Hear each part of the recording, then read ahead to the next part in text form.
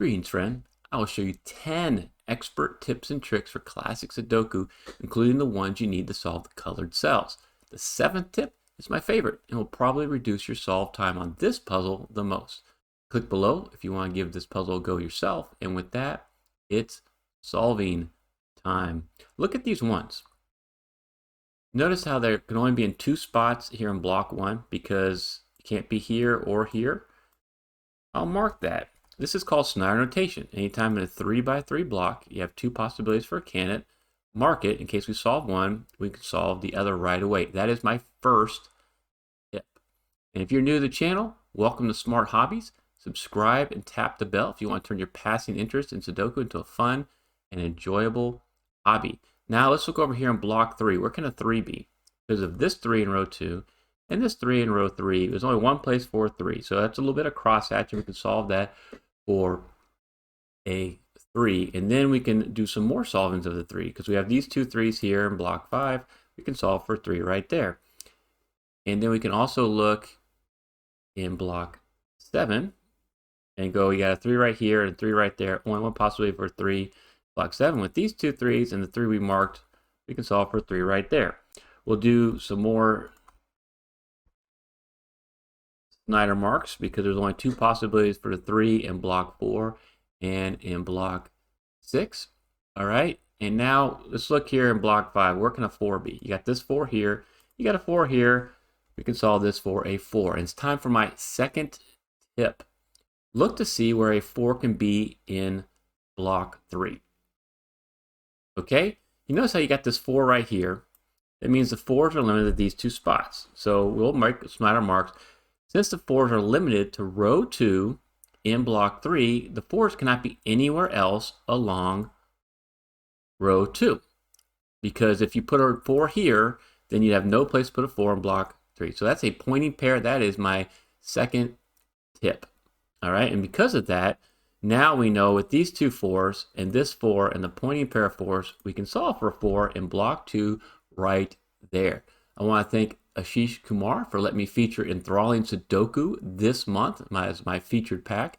You can purchase Enthralling Sudoku with over 100 handmade Sudokus through the link in the description below. Let's move on to the 5s. I have these 2 5s here and a 5 right there. There's only one possibility for a 5 in block 8. And now with these 2 5s, we can solve for a 5 in block 9. And with these 2 5s and the 5 here, we'll make some Snyder marks in block 6. And then look over in block 1, this 5 and these 2 5s, we can Snyder marks in block 1. All right, let's go back here to the 4s. I got a 4 here and I got a 4 there. You notice there's 2 possibilities for a 4 down here in block 7. And with these 2 4s and this 4, we can put 2 marks for a 4 in block 4. Now, my third tip involves the 7s. You notice how you have 4 7 coming down column 3. And then the 7 and the 4 both going across row 7. So the 7s are limited to the same 2 spots as the 4s. Whenever you have Snyder notation marks on top of each other, like these 2, that means the 4 and 7 have to be in one of those 2 spots. And they're the only 2 possibilities for those 2 cells. This is called a hidden pair whenever you see this situation. And you can remove all other candidates from those 2 cells because one of those has to be a 4 and the other has to be a 7. Join the Smarty Party through the pinned comment to get exclusive puzzle packs featuring strategies like this. You become a super smarty, and I'll put your name on every video. Let's look at the 9s. We got these 2 9s here, and this 9, we can solve for a 9 in block 1, which is going to allow us to displace that Snyder 1, and we can solve for a 1 here now in block 1 as well. And then with these 2 9s here and this 9, we can solve for a 9 in block 2, and we're not done with the 9s yet. With these 2 9s, and there's only one place for a 9 in block 8. And then we can do some Snyder marks with the 9s because of these 2 possibilities for a 9 in block 6 and 2 possibilities for a 9 in block 9. So a 9 is a possibility for this green cell. Will it be the answer? We shall see. Now it's time for my 4th tip. We did all the markings of this puzzle. We went through the 9s. We want to go back through and see if we can solve any more easy cells or add more Snyder notation marks. To solve Sudoku, you're either trying to narrow a cell down to one possibility, or you're limiting a digit to one cell in Sudoku house. If we can figure out that one of these is not a 9, the other one has to be. Snyder notation is going to help us find these restrictions. So let's go back and look at the ones now. We got these two ones. There's only two possibilities for a one that we can mark here in block 2. And if you look in block 4 with these two ones, we can mark two possibilities for one in block 4. Okay, and then in block 9, because of this one and this one, the ones are now a pointing pair in block 9, and so there's only two possibilities for one in block 8. Okay, let's look at the 8s. This 8 coming down, only two possibilities for an 8 here, and now they're a pointing pair because we added that 9. And so now the 8s can't be here. It can only be in these two spots. And this is leading us up to my 5th tip.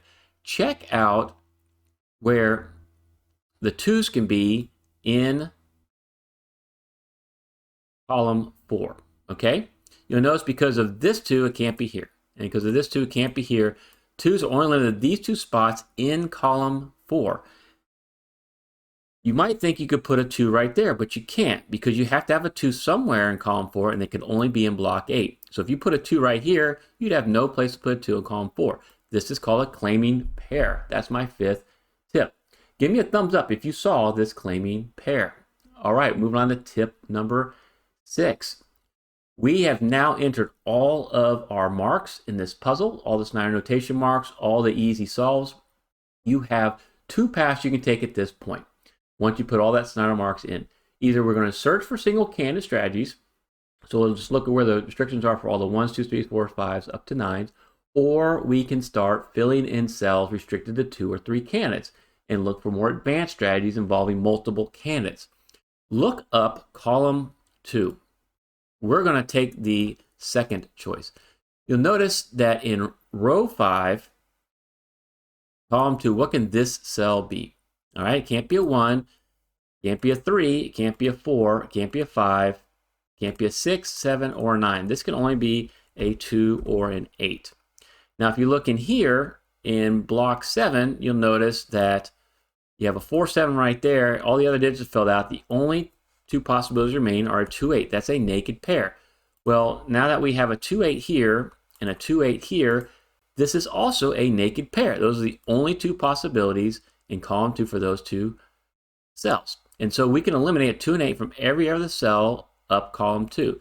So now all that's left is a 4, 6, and 7. So this can only be a 4 or 6, and this can only be a 6 or a 7. Now we want to look at block 6. Okay, look over here. And this is going to be our biggest tip. Tip number 7, I told you, it's going to help us actually solve this green cell. This is probably where you got stuck if you're trying to do this puzzle on your own. Notice you have a 2, 3, and a 5 in column 7. You also have a 2, 3, and a 5 in column 8. And none of them are in block 6. So where can a 2, 3, and a 5 be? They have to be in these 3 cells, right? Because there's 3 candidates, and that's the only place they'll fit. This is called a hidden triple, and I'll mark that. This is awesome. You have to find this. And so when 3 candidates are limited to the same 3 cells, you can eliminate all other possibilities for that cell. You can learn more about hidden triples in this tutorial. This hidden triple allows us to make a solve, because you'll notice that the 9, that's a Snyder mark, is not part of our hidden triple. It's a 2, 3, or 5.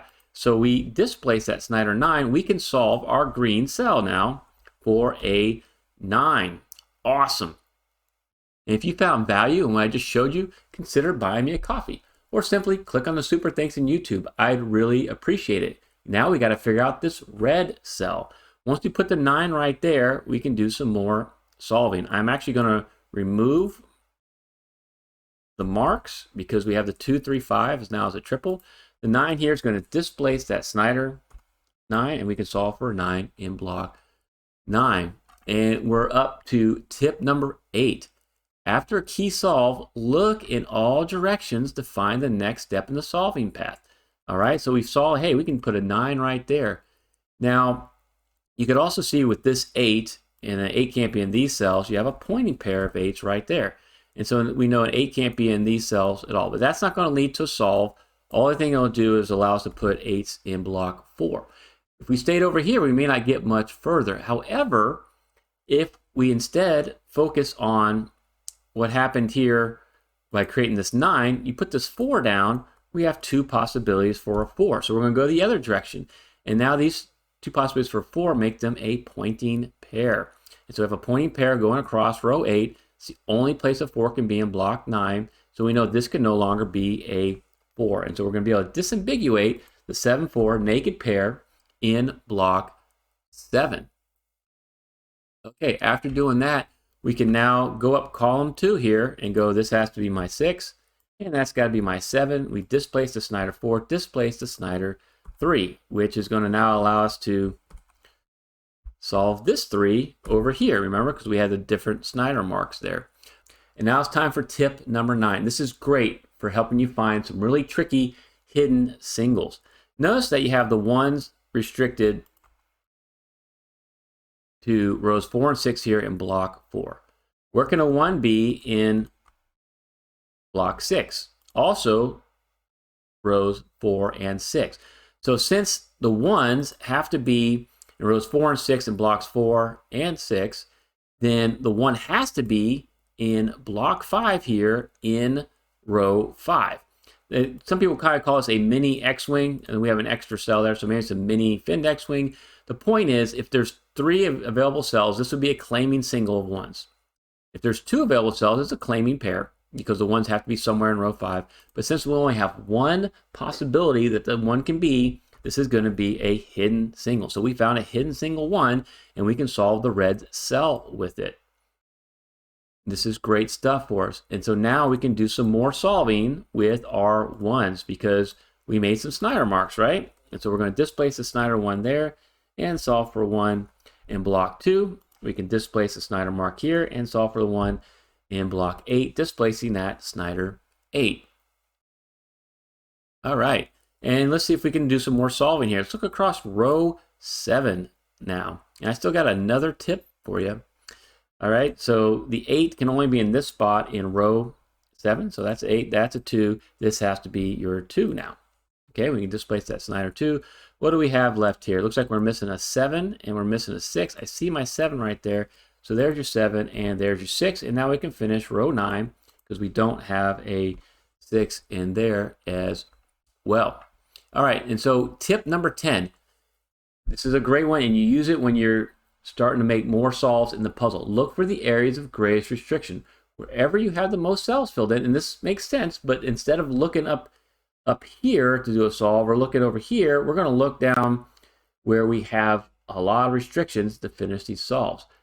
It's easiest, and you also want to do is clean up your marks. We made a lot of Snyder notation marks. The more we clean up, the cleaner the grid, the easier it is to make those solves. So we did block 8, we did row 9. Now let's look up column 2. Because we have this 8 right there, we know this has to be a 2, displacing that Snyder 8. So we're cleaning all of that up. And now we can look at column 3. We actually know we can definitely solve this cell right there. All right, but first of all, the 5 has to be somewhere here in block 4. So that's got to be your 5. That's got to be your 1. I knew both of those had to be in this block. And so we can displace that Snyder 5, solve for 5 right there. And the only thing left in column 3 is that 8. And now we have another restriction here. We're looking for a 2 and we're looking for a 6. The 2 I can pull from column 3. So that's your 2, that's your 6. And so we made more easy solves right there. So let's look here in block 2. We just solved that for an 8. So we know this now has to be your 8. We just need a 4 and a 7. I see my 7 right there. So that's the 4 displacing. And we can solve that for a 7. Okay, and then with these 2 7s, I know I can do some cross-hatching. It's always going to be the easiest way to get solves. And solve for a 7 right there. And what do we have left here? It looks like a 6 and an 8. I see my 6 there. So you see, I'm just focusing on 2 missing cells. And that 8 is going to displace the Snyder 8, and I'm going to make that solve. Just like this 2 right here, and I know I can disambiguate the 5 and the 2 and clean up that grid. Just like this 4 is going to allow me to displace that Snyder 4, displace the Snyder 1, and we can solve for an 8 right there. See how that works? And we have a full house, only 1 cell remaining here, so I know I can solve with certainty this cell for a 7. And then with this 7, I can solve for a 7 right there. And so I don't see a 1 in block 6, so that's got to be my 1. And what do we have left here? A 2 and a 6 here. I got my 6 right there, so here's your 6. Here's your 2. I don't see a 2 in block 2, so that's got to be your 2. And the last digit is going to be a 6. Discover more expert Sudoku tips and tricks in this video. I wish you the best on your Sudoku journey, and I thank you so much for watching.